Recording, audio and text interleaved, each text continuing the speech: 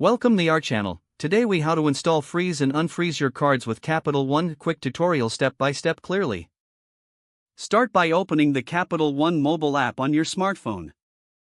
If you haven't downloaded it yet, visit your app store to install it.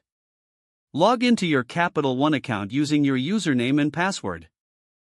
Once you're logged in, navigate to the Accounts tab located at the bottom of the screen.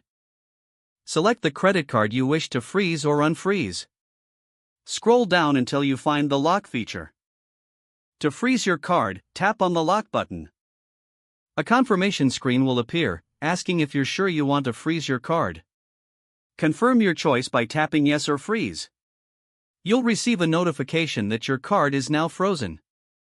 To unfreeze your card, return to the same screen. Tap on the Unlock button.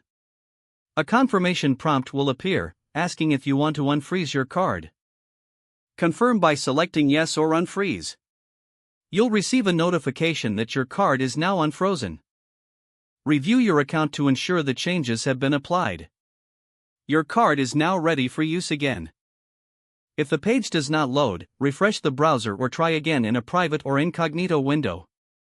Make sure you are using the correct email address, then retype it carefully to avoid small typos.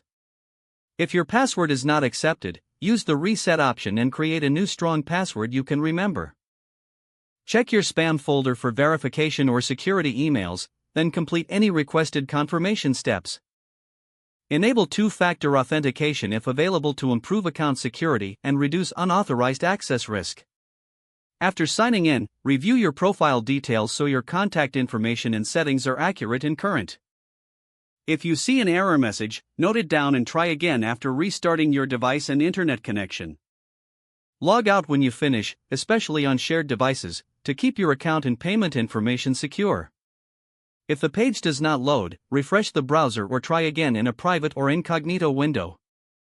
Make sure you are using the correct email address, then retype it carefully to avoid small typos. If your password is not accepted, use the reset option and create a new strong password you can remember.